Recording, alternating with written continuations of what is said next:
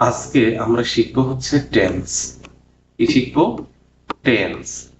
তো টেন্স কি? টেন্স কি? টেন্সটা কি? কে কে বলতে পারবা টেন্স কি? তো আমি বলি, টেন্স হচ্ছে সময়। টেন্স কি? টেন্স হচ্ছে সময়। মানে টেন্স দিয়ে আমরা বুঝবো এটা কোন সময়ে ঘটছে একটা কাজ বা একটা ঘটনা, এটা কোন সময়ে ঘটছে সেই সময়টাই বোঝায় হচ্ছে টেন্স দিয়ে। হ্যাঁ, টেন্স দিয়ে একটা কাজের বা একটা ঘটনার সময়কে বোঝানো হয়। তো টেন্সের আরেকটা নাম আছে, কেউ জানো? টেন্সের আরেকটা নাম কি?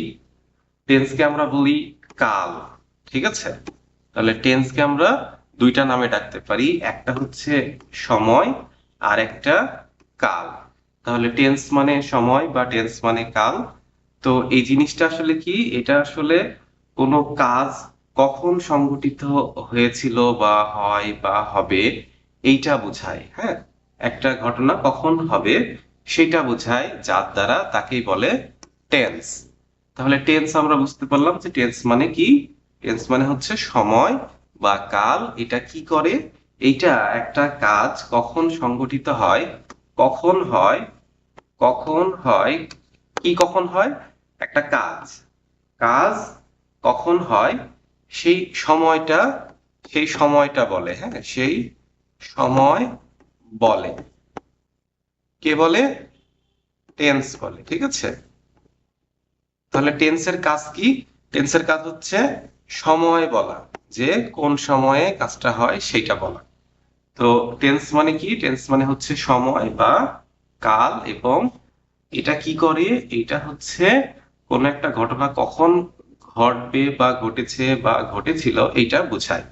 তো আমি যে কথাটা বলছি এটা দিয়ে কিছু জিনিস অলরেডি বোঝা গেছে, সেটা হচ্ছে যে টেন্স কত প্রকার।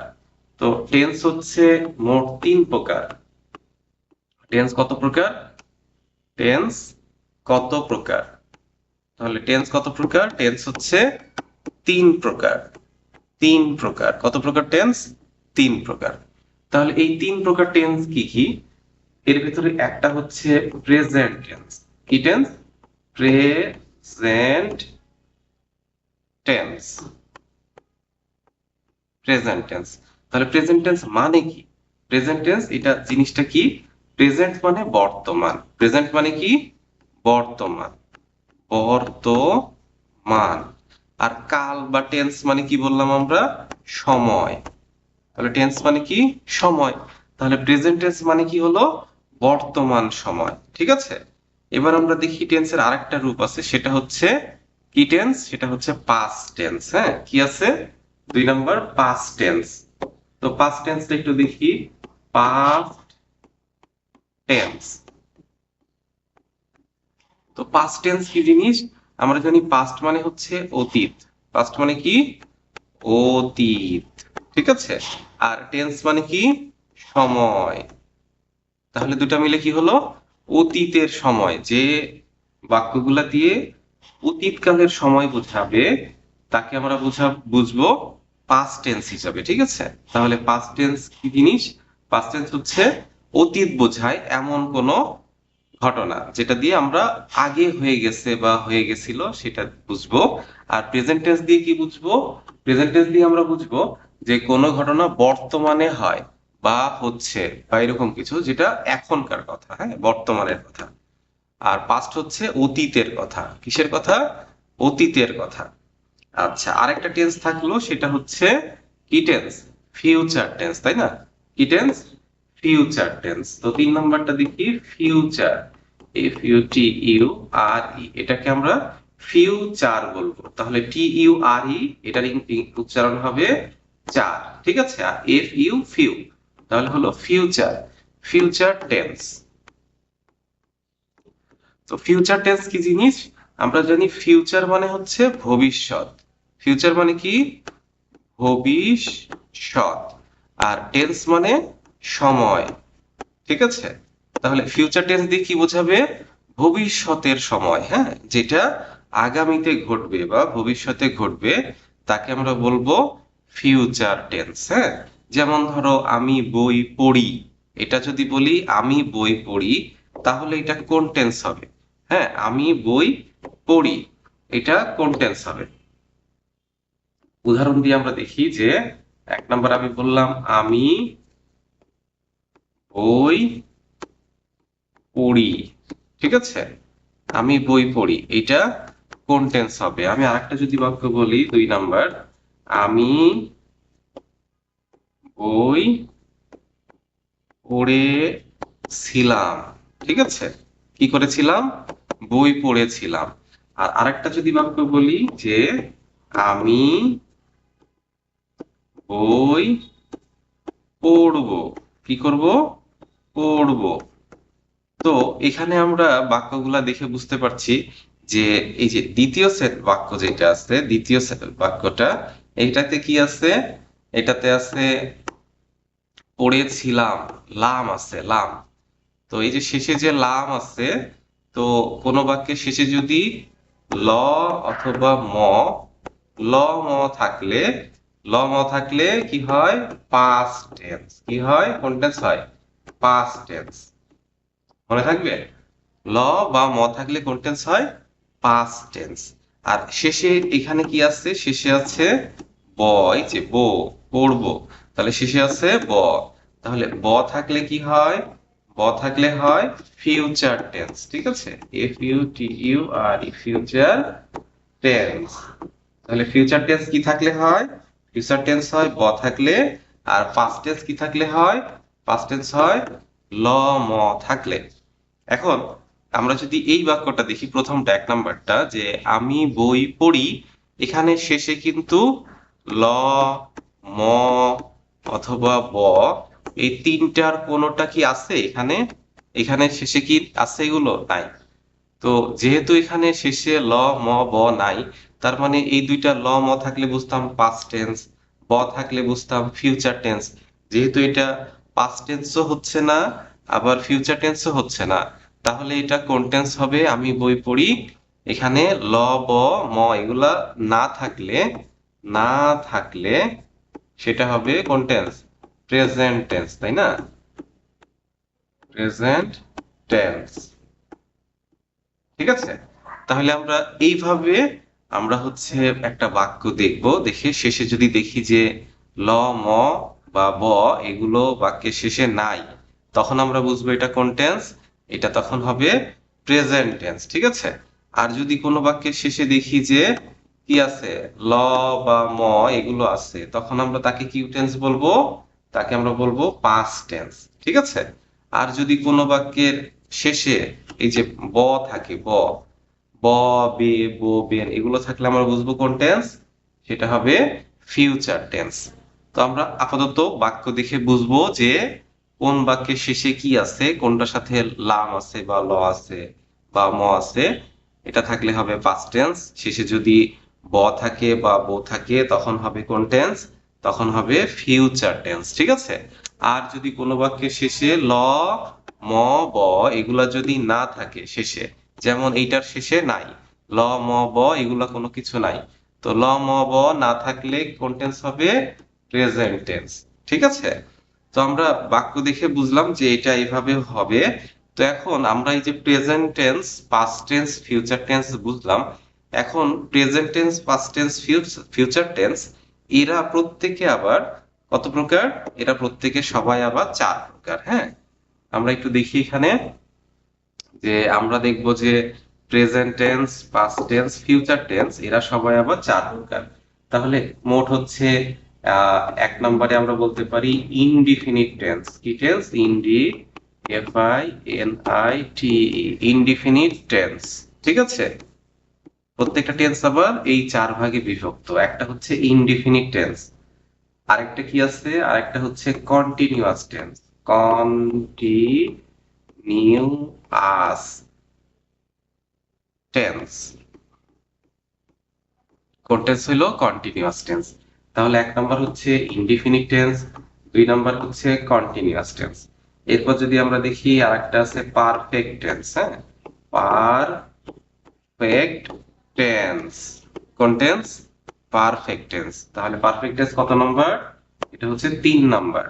আরেকটা টেন্স আছে, সেটা হচ্ছে perfect perfect continuous continuous tense. হ্যাঁ, পারফেক্ট কন্টিনিউয়াস টেন্স। তাহলে এটা কত নাম্বার হবে? 4 নাম্বার। 4 নাম্বারটা কি? Perfect continuous tense. তাহলে এই যে 2 নাম্বার আর 3 নাম্বার, এই 2 নাম্বার আর 3 নাম্বার মিলে কোনটা হয়? এই দুইটা মিলে হয় পারফেক্ট কন্টিনিউয়াস টেন্স। ঠিক আছে, আমরা পারফেক্ট কন্টিনিউয়াসের পারফেক্ট নিব আর কন্টিনিউয়াস নিব, দুইটা মিলে হবে পারফেক্ট কন্টিনিউয়াস টেন্স। হ্যাঁ, তাহলে এই যে প্রত্যেকটা টেন্স সেটা হবে এই 4টা প্রকার। হ্যাঁ, বোঝা গেছে? প্রতিটা টেন্স কত প্রকার? প্রতিটা টেন্স আবার 4 প্রকার। হ্যাঁ, প্রতিটা টেন্স কত প্রকার? 4 প্রকার। সেগুলো কি কি? Indefinite tense, continuous tense, perfect tense আর পারফেক্ট কন্টিনিউয়াস টেন্স। ঠিক আছে, তার মানে প্রেজেন্ট যদি বলি তাহলে প্রেজেন্ট ইনডিফিনিট টেন্স, তাহলে প্রত্যেকটার আগে যদি আমরা প্রেজেন্ট দিয়ে দেই, PRESENT, তাহলে এই যে প্রেজেন্ট কি হবে? Present indefinite tense. ঠিক আছে, আবার এখানে প্রেজেন্ট কন্টিনিউয়াস টেন্স। হ্যাঁ, আবার হবে প্রেজেন্ট পারফেক্ট টেন্স, এরপর হবে প্রেজেন্ট পারফেক্ট কন্টিনিউয়াস টেন্স। হ্যাঁ, এরকম ভাবে প্রেজেন্ট প্রত্যেকটার আগে যোগ করে দিব, তাহলে প্রেজেন্ট টেন্স কয়টা হয়ে যাবে? প্রেজেন্ট টেন্স হয়ে যাবে 4টা। হ্যাঁ, প্রেজেন্ট টেন্স কয়টা? প্রেজেন্ট টেন্স হচ্ছে 4টা। প্রেজেন্ট টেন্স কয়টা আছে? 4টি প্রেজেন্ট টেন্স। হ্যাঁ, তো প্রেজেন্ট টেন্সের পার্ট গুলোর ভিতরে কোনগুলো হবে? প্রেজেন্ট ইনডিফিনিট, তারপরে হবে প্রেজেন্ট কন্টিনিউয়াস, তারপরে হবে প্রেজেন্ট পারফেক্ট, তারপরে হবে প্রেজেন্ট পারফেক্ট কন্টিনিউয়াস। এরপর যদি আমরা প্রেজেন্টের পরিবর্তে এবার যদি আবার পাস্ট দেই, পাস্ট, তাহলে পাস্ট টেন্স আবার কত ভাগে বিভক্ত হবে? একই রকম ভাবে আবার 4 ভাগে বিভক্ত হবে। সেটা হবে এই যে 1 নাম্বার পাস্ট ইনডিফিনিট, তারপরে হবে পাস্ট কন্টিনিউয়াস, আমরা এই থেকে দেখি পাস্ট পাস্ট কন্টিনিউয়াস, তারপরে আবার হবে পাস্ট পারফেক্ট, তারপরে আবার হবে পাস্ট পারফেক্ট কন্টিনিউয়াস। ঠিক আছে, একই রকম ভাবে আবার ফিউচার টেন্স আছে, future tense, FUTURE, future tense. তাহলে এই ফিউচার টেন্স আবার কয় ভাগে বিভক্ত হবে? এরাও আবার 4 ভাগে হবে। সেটা হচ্ছে 1 নাম্বার ফিউচার ইনডিফিনিট টেন্স, আরেকটা হবে ফিউচার কন্টিনিউয়াস টেন্স, আরেকটা হবে ফিউচার পারফেক্ট টেন্স, আরেকটা হবে ফিউচার পারফেক্ট কন্টিনিউয়াস টেন্স। ঠিক আছে, তো এই হচ্ছে টেন্স। প্রতিটা টেন্স 4 ভাগে বিভক্ত। তাহলে প্রত্যেকটা টেন্স যদি 4টা হয়, তাহলে এখানে 4টা, এখানে 4টি, আবার এখানে 4টি, তাই না? তাহলে 3টা 4 হলো, 3 4 কত টেন্স হলো? মোট হলো 12টি। ঠিক আছে, কয়টা হলো? 12টি। তাহলে টেন্সকে আমরা এই 12টা অংশে ভাগ করতে পারি। ঠিক আছে, তাহলে টেন্স মোট কত প্রকার হলো? সবগুলো মিলে ভাগটাগ মিলে হলো 12 প্রকার। কত প্রকার? 12 প্রকার। এখন আমরা ইনডিফিনিট দেখবো। হ্যাঁ, ইনডিফিনিট টেন্স। এখন আমরা কি শিখবো? কোন টেন্স? Indefinite tense. অর্থাৎ আমরা প্রেজেন্ট ইনডিফিনিট শিখবো, আমরা পাস্ট ইনডিফিনিট শিখবো, আর আমরা ফিউচার ইনডিফিনিট শিখবো। ঠিক আছে, তো আমরা এখন ইনডিফিনিট শিখি। তো ইনডিফিনিট টেন্স খুবই সহজ, আমরা সবাই পারবো আশা করি। তো কিভাবে করি আমরা ইনডিফিনিট টেন্স সেটা একটু দেখি। তো প্রেজেন্ট ইনডিফিনিট, হ্যাঁ, প্রথমে প্রেজেন্ট ইনডিফিনিট, ইনডিফিনিট। ঠিক আছে, প্রেজেন্ট ইনডিফিনিট টেন্স। কি টেন্স? Present indefinite tense. হ্যাঁ, তো প্রেজেন্ট ইনডিফিনিট টেন্স কেমন হবে? আমরা বাংলা বাক্যে যখন দেখব, বাংলা বাক্যে, বাংলা বাক্যে, বাক্যের শেষে, আমরা একটু আগে দেখেছিলাম বাংলা বাক্যের শেষে এই যে ল, তারপরে ম, তারপরে ব, হ্যাঁ, ল ম ব, এগুলো কি হবে? থাকবে না। হ্যাঁ, থাকে না। ঠিক আছে, তো কোনো বাক্যের শেষে যদি ল ম ব না থাকে, তখন সেটা হবে কোন টেন্স? সেটা হবে প্রেজেন্ট ইনডিফিনিট টেন্স। ঠিক আছে, সেটা কোন টেন্স হবে? Present indefinite tense. কখন হবে প্রেজেন্ট ইনডিফিনিট টেন্স? এই যে শেষে যদি ল ম ব থাকে না যখন। হ্যাঁ, যেমন আমরা একটা উদাহরণ দিই, যেমন যেমন আমরা বলতে পারি আমি আমি ভাত খাই, কি করি আমি? ভাত খাই। তো এখানে খাই মনে হয় রস্বীকার হতে পারে, খাই, আমি ভাত খাই। তো আমরা যদি বাক্যের শেষে দেখি, শেষে এখানে ল আছে, শেষে ল নাই। এটা শেষে কি ম আছে, ম? এটা শেষে ম নাই। এটা শেষে কি ব আছে, ব? এটা শেষে ব নাই। তাহলে বাক্যটা শেষে ল, ম, ব এগুলো নাই। তো আমরা চোখ বন্ধ করে আমরা সিদ্ধান্তে আসতে পারি, যেহেতু এটা শেষে ল, ম, ব এগুলা নাই, তার মানে এটা প্রেজেন্ট ইনডিফিনিট। ঠিক আছে, present indefinite, present indefinite, present indefinite tense. হ্যাঁ, কোন টেন্স? Present indefinite tense. কেন এটা প্রেজেন্ট ইনডিফিনিট টেন্স হইলো? কারণ হচ্ছে এই বাংলা বাক্য যেটা ছিল আমি ভাত খাই, এটা শেষে কি নাই? ল নাই, ম নাই, ল নাই, ম নাই আর ব নাই। এগুলো না থাকার কারণে এটা কোন টেন্স হইলো? এটা হলো প্রেজেন্ট ইনডিফিনিট টেন্স। বোঝা গেছে? এখন আমরা প্রেজেন্ট ইনডিফিনিট টেন্স তো বাংলায় বুঝলাম, হ্যাঁ, বাংলা থেকে আমরা ধরে ফেললাম। এখন আমাদের কি করতে হবে? এখন আমাদের ইংরেজি করতে হবে। হ্যাঁ, কি করতে হবে? ইংরেজি করতে হবে। তো আমরা ইংরেজি করি। তো আমরা একটা, এই যে যে বাক্যটা আমরা লিখেছিলাম সেটার এখন ইংরেজি করব। ঠিক আছে, তো ইংরেজি করলে কেমন হবে আমরা দেখি। আহ, আমি ভাত খাই, তাহলে ইংরেজি করব কিভাবে?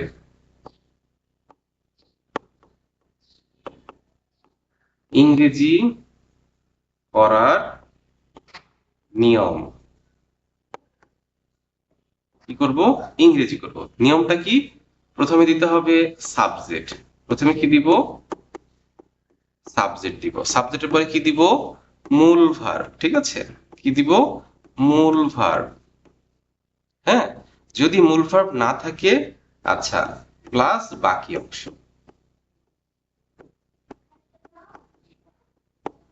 ঠিক আছে, বাকি অংশ। তাহলে এটা হচ্ছে একটা স্ট্রাকচার, যে সাবজেক্ট, মূল ভার্ব, বাকি অংশ। এটা আরেকটা ভাবে হয়, সেটা হচ্ছে subject plus am is are, am is are plus বাকি অংশ।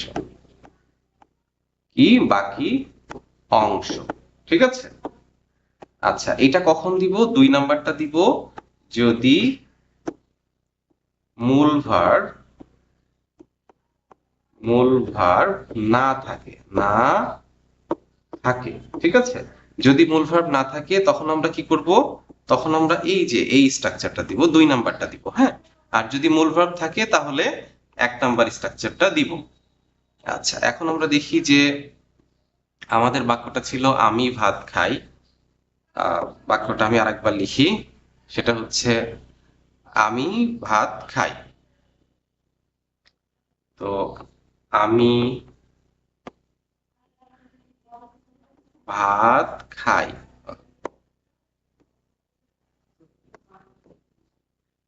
তাহলে এখানে প্রথমে আমরা দিব কি? এখানে খাওয়া আছে, খাওয়া, এই যে খাই, এটা হচ্ছে ভার্ব। হ্যাঁ, বাংলা বাক্যের শেষে কি থাকে? ভার্ব থাকে। মনে থাকবে, বাংলা বাক্যের শেষে কি থাকে? ভার্ব থাকে। এটা আমরা লিখে নেই, বাংলা বাক্যের শেষে ভার্ব থাকে, ভার্ব।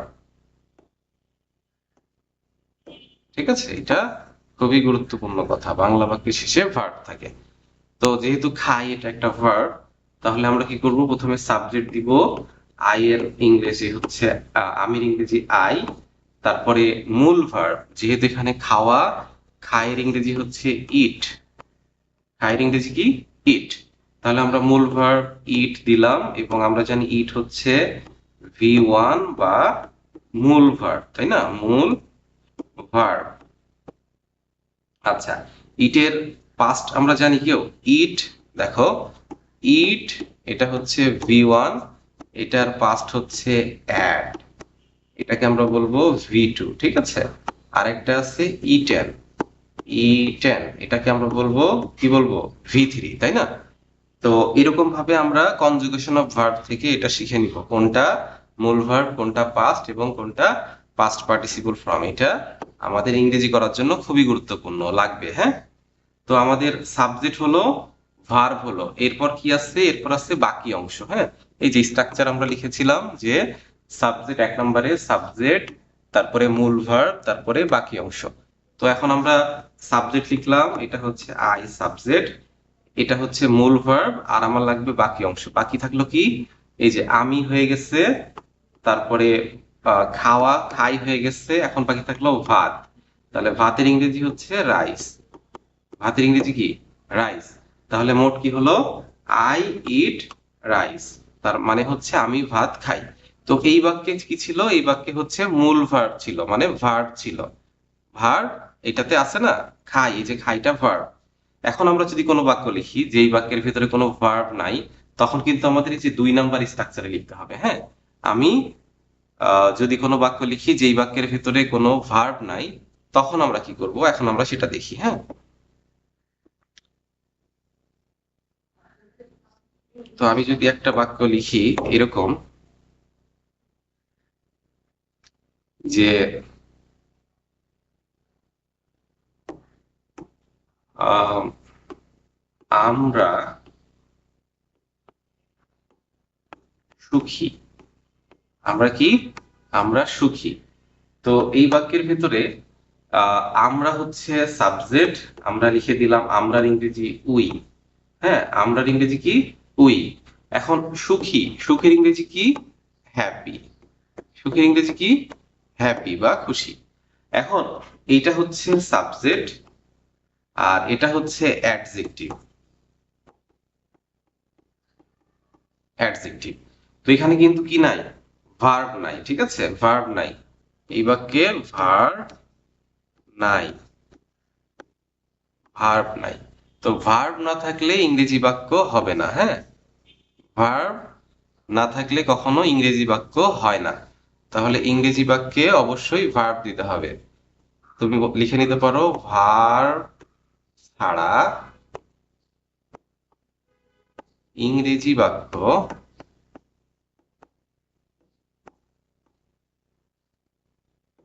হয় না, ঠিক আছে।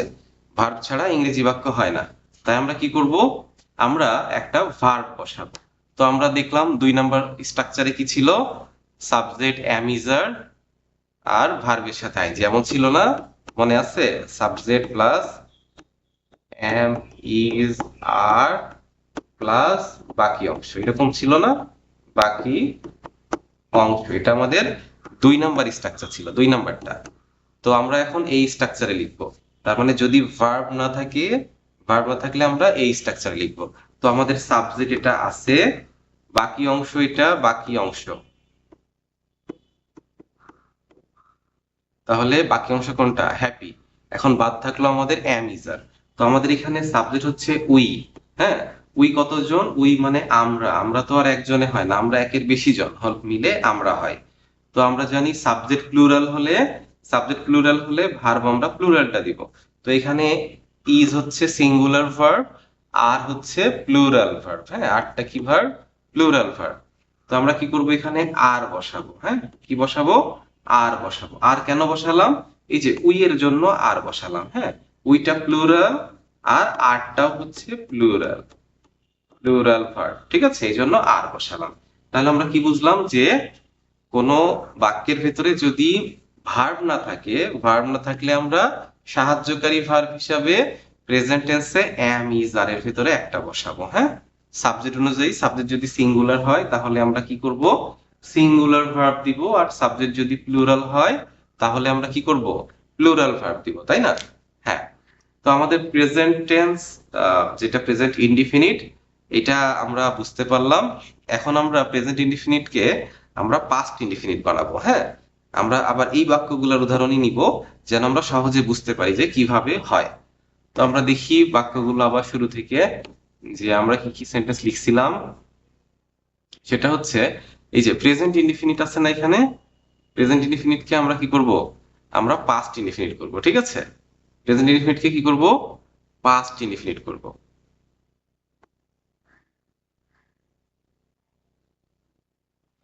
আচ্ছা, তো আমরা কি করি এখন, একটু চেঞ্জ করি লেখাগুলা।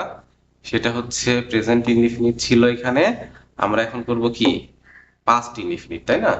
তাহলে পাস্ট করে দিলাম এখানে। তাহলে এখন কি হবে, সবকিছু কি হবে, পাস্ট হয়ে যাবে। হ্যাঁ, যেমন আমরা কি করব, এখানে মূল ভার্ব ছিল, মূল ভার্ব আর থাকবে না। হ্যাঁ, মূল ভার্ব কি থাকবে, আর থাকবে না। তাহলে এখানে কি হবে, মূল ভার্বের পাস্ট হবে। ঠিক আছে, তাহলে ভি টু বা ভার্ব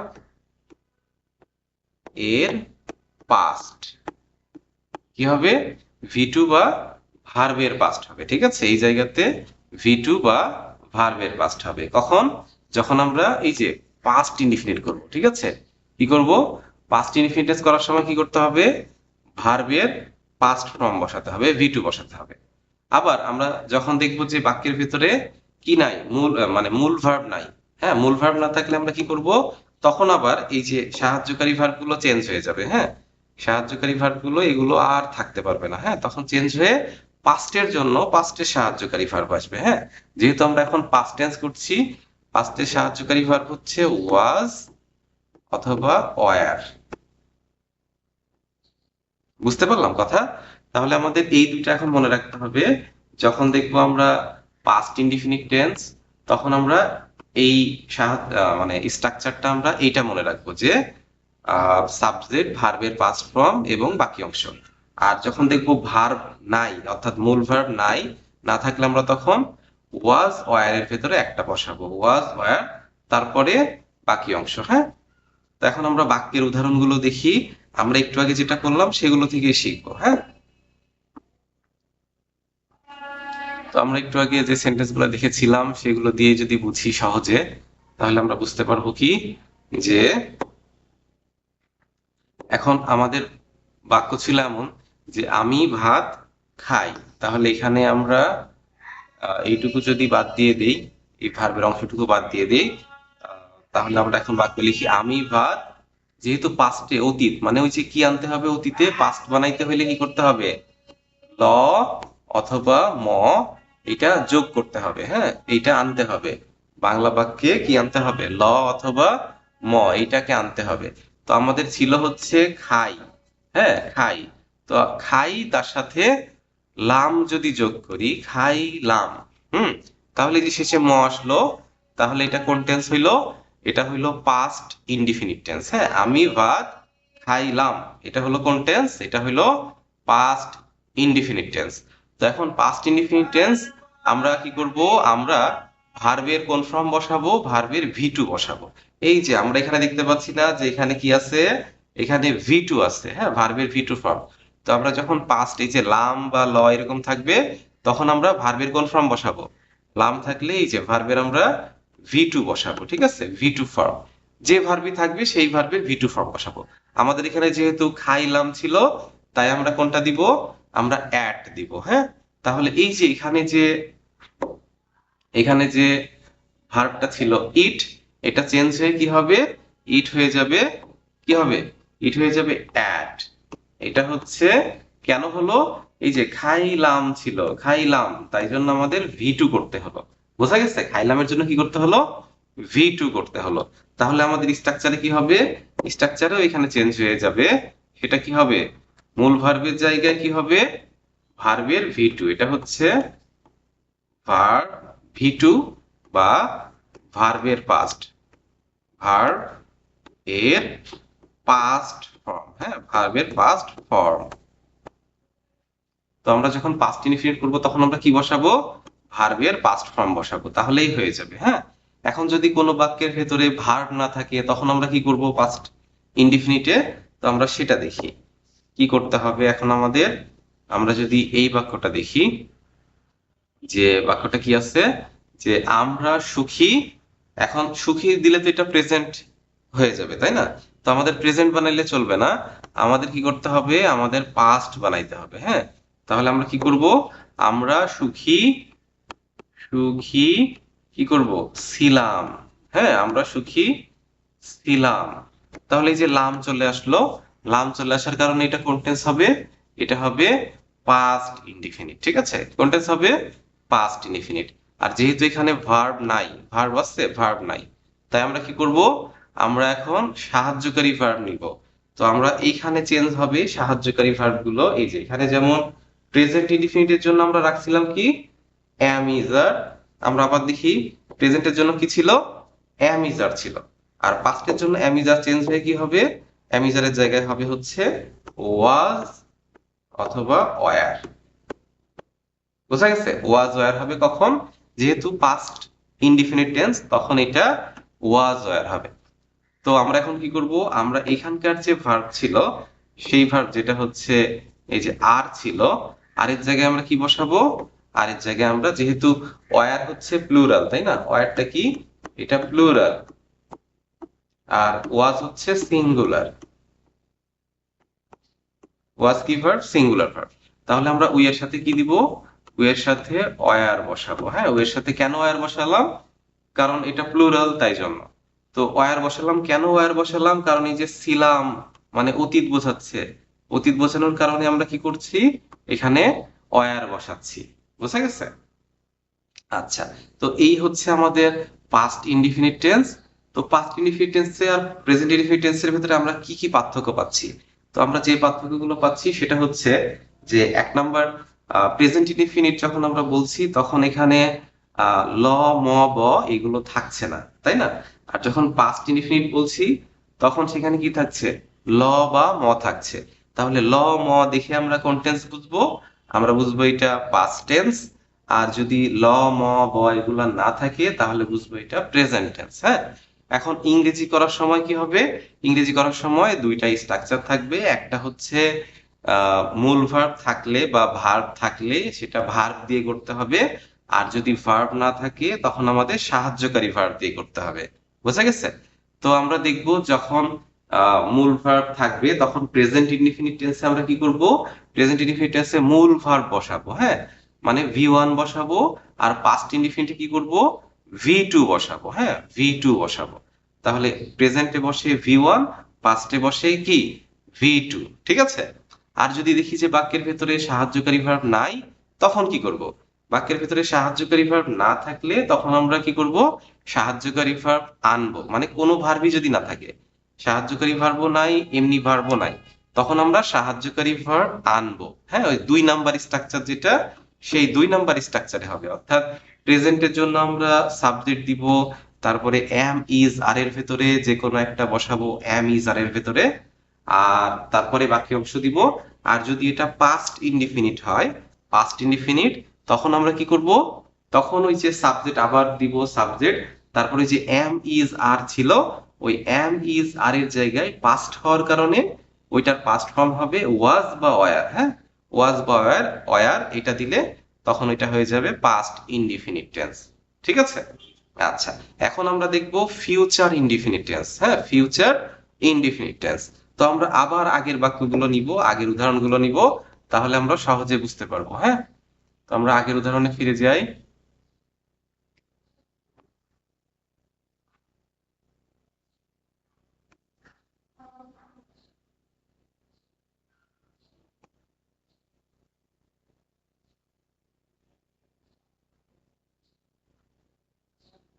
ওকে, তাহলে আমাদের কি হলো?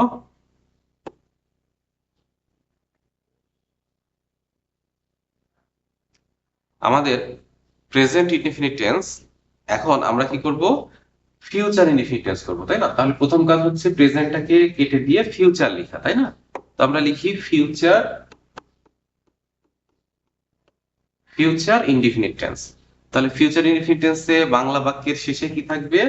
ফিউচার ইনডিফিনিট টেন্সে বাংলা বাক্যের শেষে এই যে ল, ম এইটা থাকবে না। হ্যাঁ, তাহলে ল, ম না থাকলে কি থাকবে? এখানে কি থাকবে? এখানে থাকবে ব। কি থাকবে এখানে? ব থাকে। ব থাকে, এখানে থাকে না, না থাকে, ব থাকে। হ্যাঁ, ফিউচার ইনডিফিনিট টেন্সে কি থাকে? ব থাকে। হুম, শেষে কি থাকে? ব থাকে।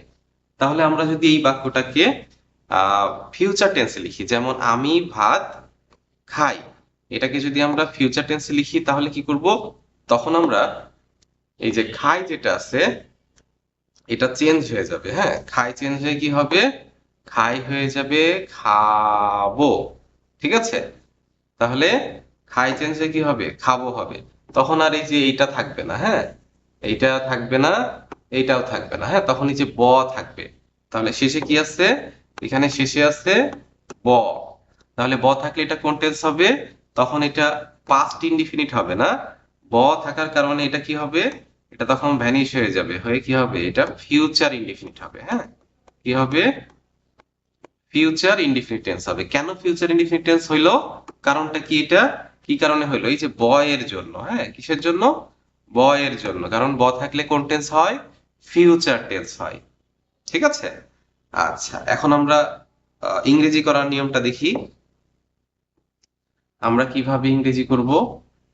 তো ইংরেজি করার জন্য আমাদের যেটা করতে হবে সেটা হচ্ছে যে স্ট্রাকচার গুলো আগে দেখতে হবে।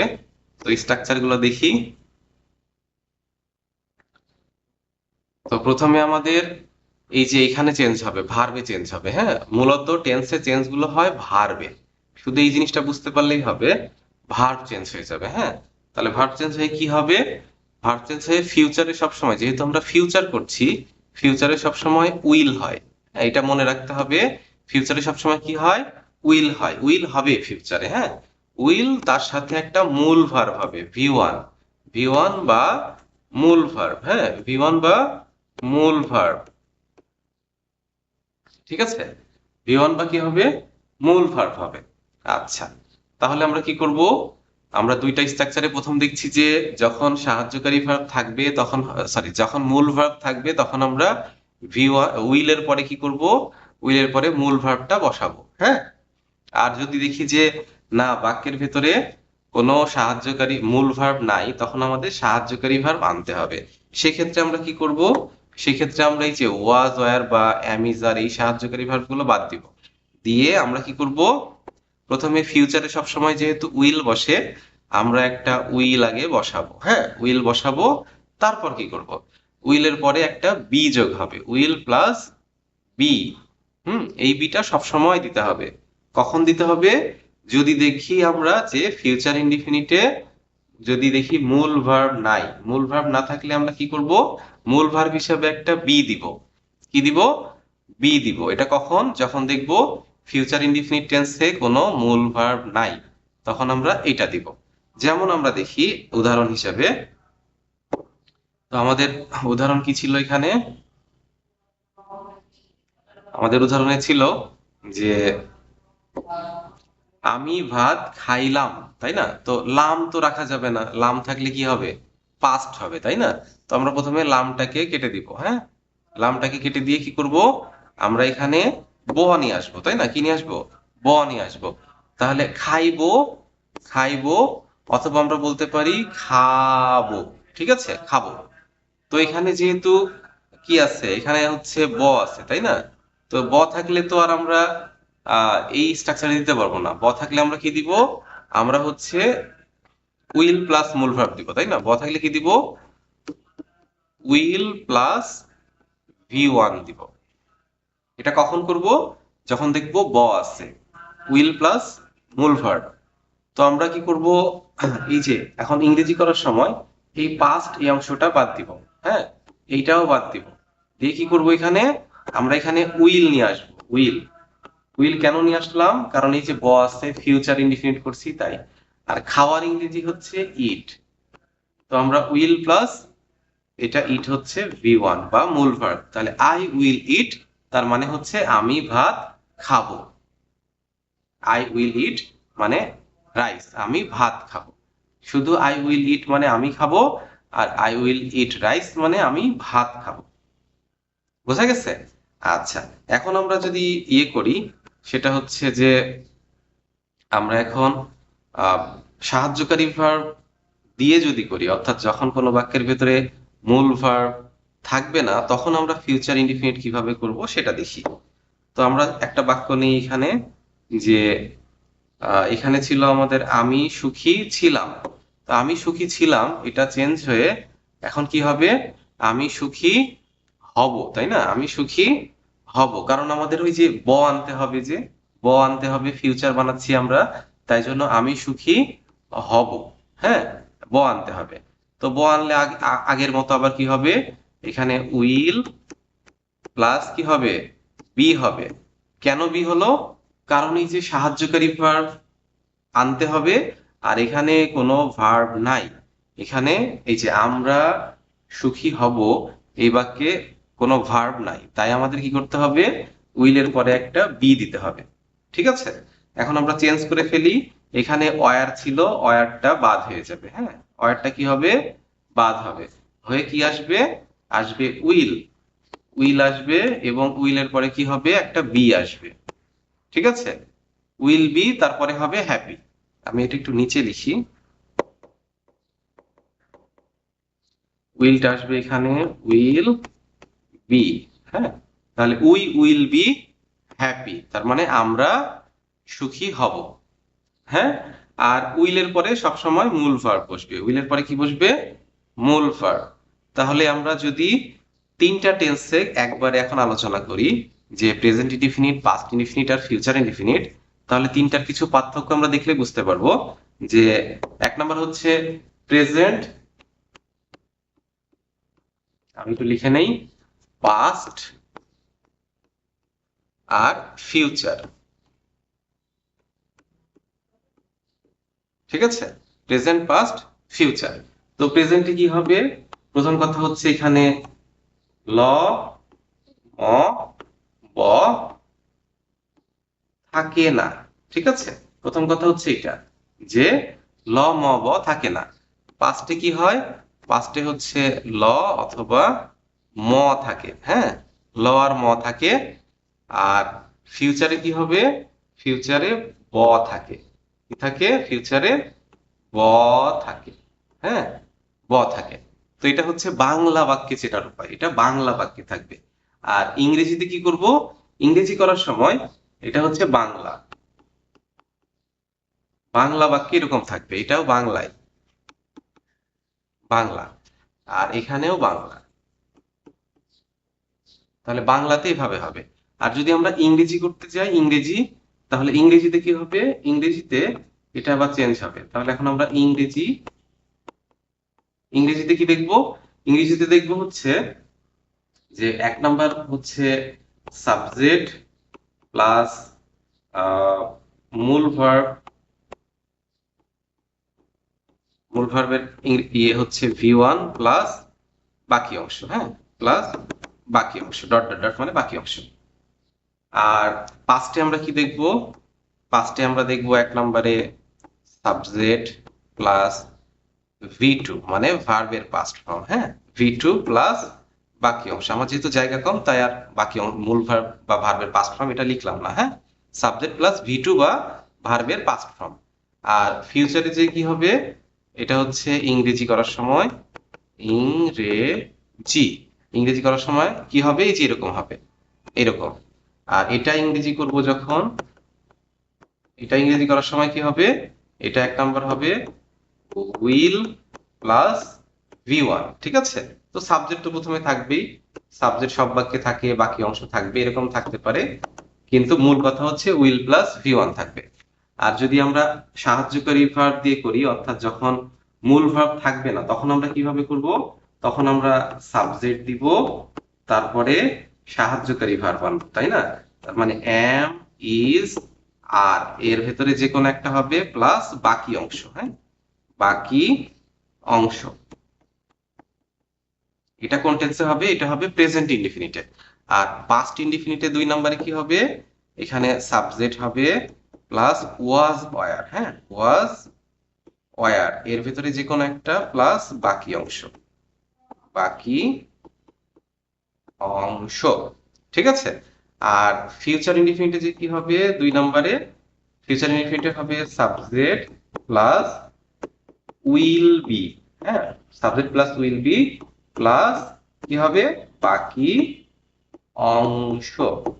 ঠিক আছে, তো এই হচ্ছে আমাদের তিনটা টেন্স। এবং আমরা যদি খুব সহজে মনে রাখি এই তিনটা বিষয়, তাহলে আমরা বুঝতে পারবো যে প্রেজেন্ট ইনডিফিনিট, এগুলা কিন্তু সব ইনডিফিনিট টেন্স। হ্যাঁ, ইনডিফিনিট, ঠিক আছে, এই সবগুলোই হচ্ছে ইনডিফিনিট, অর্থাৎ প্রেজেন্ট ইনডিফিনিটে হবে বাংলায় ল, ম, ব এগুলো থাকে না। হুম। আর পাস্ট ইনডিফিনিটে কি হবে, ল অথবা ম থাকে, এগুলো থাকে। আর ফিউচার ইনডিফিনিটে কি হয়, ফিউচার ইনডিফিনিটে ব থাকে। আর আমরা যখন ইংরেজি করব, ইংরেজি করার সময় কি হবে, সাবজেক্টের পরে মূল ভার্ব হবে, হ্যাঁ, বা ভি1 হবে, এটা হচ্ছে ভার্ব থাকলে। আর পাস্টে গিয়ে কি হবে, ভার্ব থাকলে সেই ভার্বের ভি2 বসাতে হবে, ভার্ব থাকলে সেই ভার্বের কি বসাবো, ভি2 বসাবো। আর যদি ফিউচারে যাই তাহলে কি হবে, সাবজেক্টের পরে ভার্ব যদি থাকে তাহলে উইল দিয়ে তারপরে ভি1 দিতে হবে, অর্থাৎ উইল প্লাস মূল ভার্ব দিতে হবে, এটা দিতে হবে। ঠিক আছে। আচ্ছা, এখন আমরা দেখি যদি ভার্ব না থাকে, অর্থাৎ মূল ভার্ব না থাকে, আমরা সাহায্যকারী ভার্ব দিয়ে করব, তখন কি হবে, এটা 2 নাম্বার নিয়মে হবে। সেটা হচ্ছে প্রথমে সাবজেক্ট দিব, তারপরে সাহায্যকারী ভার্ব হিসাবে প্রেজেন্ট ইনডিফিনিট করার সময় এম, ইজ, আর এর ভেতরে যে কোনো একটা বসাবো সাবজেক্ট অনুযায়ী। হ্যাঁ। আর পাস্ট ইনডিফিনিটে কি হবে, সাবজেক্ট দিব, তারপরে ওয়াজ, ওয়্যার এর ভেতরে যে কোনো একটা বসবে যদি মূল ভার্ব না থাকে, তারপরে বাকি অংশ। ঠিক আছে। আর এখানে ফিউচার ইনডিফিনিটে কি হবে, ফিউচার ইনডিফিনিটে যদি মূল ভার্ব না থাকে তখন সাবজেক্ট হবে, তারপরে উইল বি এটা বসবে এবং তারপরে বাকি অংশ। ঠিক আছে। তো এই হচ্ছে আমাদের ইনডিফিনিট টেন্স, অর্থাৎ প্রেজেন্ট ইনডিফিনিট, পাস্ট ইনডিফিনিট এবং ফিউচার ইনডিফিনিট। আশা করি সবাই বুঝতে পেরেছো। আর যদি কারো কোনো কিছুতে কোনো প্রশ্ন থাকে তাহলে এখন আমাকে প্রশ্নগুলো করো সবাই, একে একে, সবাই একবারে না, একজন একজন করে, হ্যাঁ, যদি কারোর সমস্যা থাকে বা প্রশ্ন থাকে বা বুঝতে না পারো। ঠিক আছে। ওকে।